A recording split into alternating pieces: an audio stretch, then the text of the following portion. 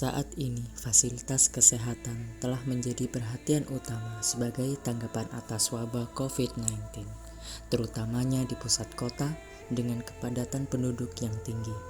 Peningkatan persentase persebaran COVID-19 selain disebabkan oleh minimnya fasilitas kesehatan publik juga banyak dipengaruhi oleh ketidakpedulian masyarakat terhadap kesehatan mereka. Terlebih lagi adanya biaya yang mahal dan lokasi uji tes kesehatan yang jauh. Oleh karena itu, saat ini fasilitas kesehatan yang efektif dan efisien sangat dibutuhkan.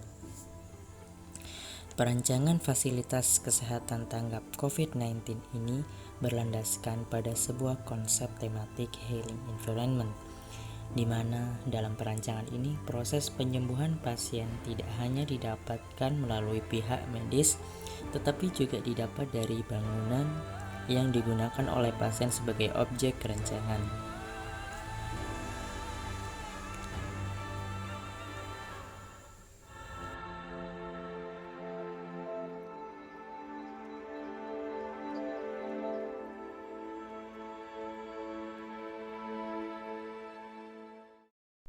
Kemudian berikut tahapan proses desain yang akan dilalui, yakni yang pertama, dalam perancangan ini saya memberikan nama, logo sekaligus makna, yakni aero, yang merupakan istilah untuk kajian atau hubungan sesuatu yang berkaitan dengan sifat-sifat udara, sesuai dengan etimologinya dalam bahasa Yunani yang berarti udara. Dengan harapan rancangan fasilitas kesehatan ini mampu memberikan ketenangan serta lingkungan dan udara yang bersih, keamanan, serta kesempurnaan dalam proses medis dan perawatan terhadap pengguna. Pengaplikasian konsep healing environment juga diharapkan menjadi poin penting dalam memberikan kenyamanan terhadap pengguna melalui integrasi alam dan manusia sehingga tercipta sebuah rancangan yang bernilai tepat guna seperti yang diinginkan.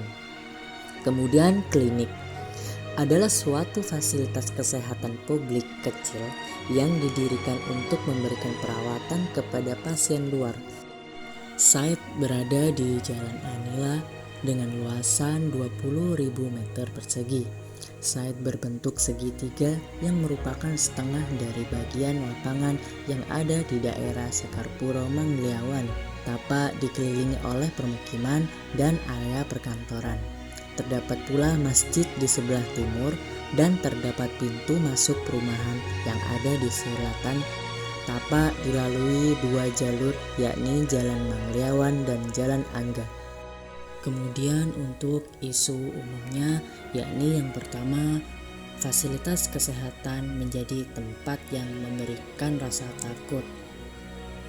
Kemudian fasilitas kesehatan menjadi tempat yang bisa memberikan rasa tidak nyaman.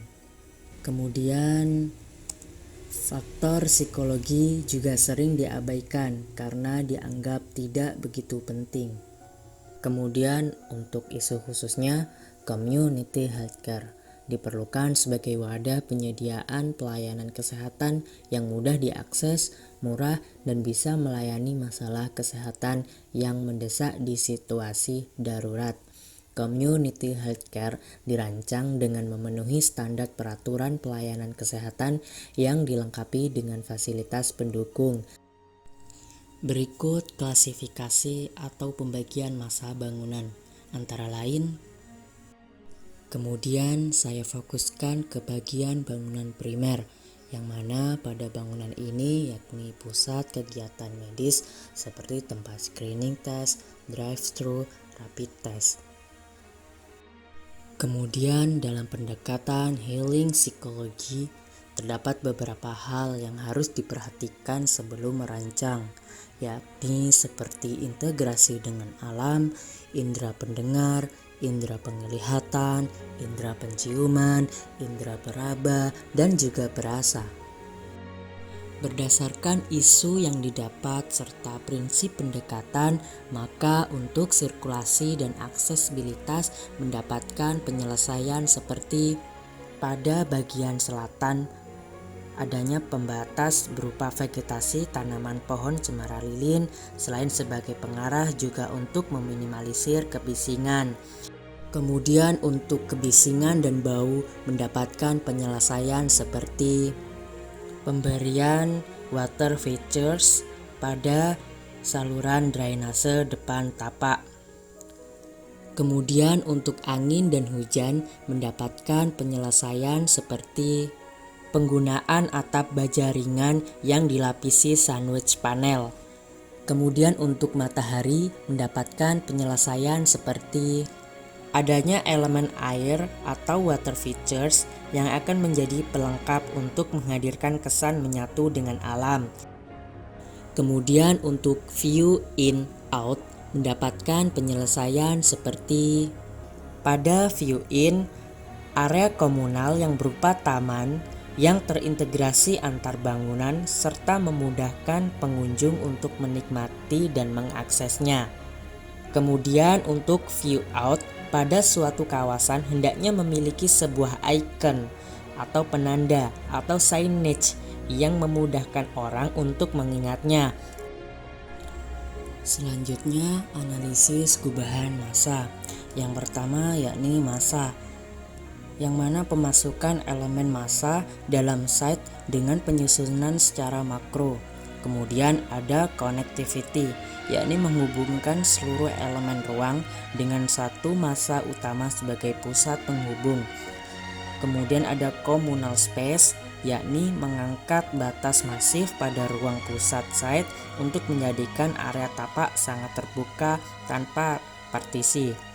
Kemudian ada circulation, yakni memberikan akses yang dapat dilalui dari segala arah dengan pola sirkulasi yang memusat pada massa utama. Kemudian ada fasad.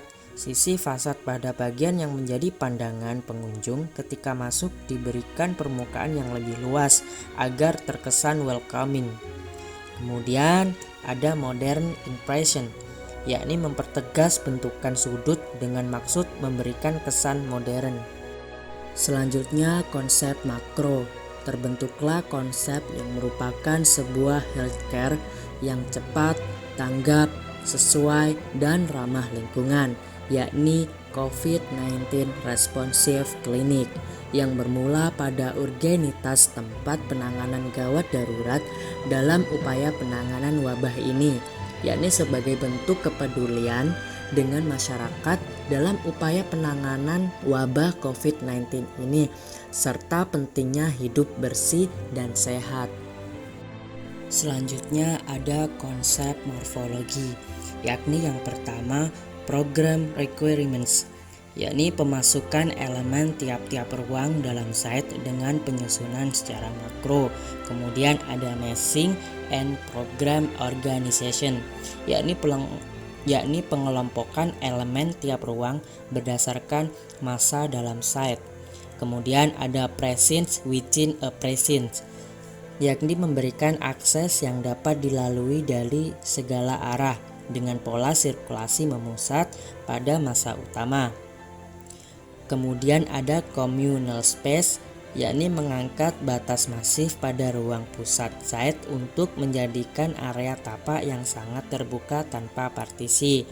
Kemudian ada seatback and windows, yakni sistem pemisahan dan kemunduran diulangi di lantai atas. Kemunduran mendorong volume ke dalam untuk menciptakan ruang bagi jendela yang dialirkan dari jalan, meningkatkan privasi dan keamanan, serta juga mengakomodasi persyaratan ruang dan zonasi.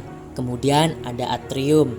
Semua area program pintu masuk dan rute sirkulasi diarahkan ke atrium pusat. Berikut cuplikan animasi dari rancangan ini.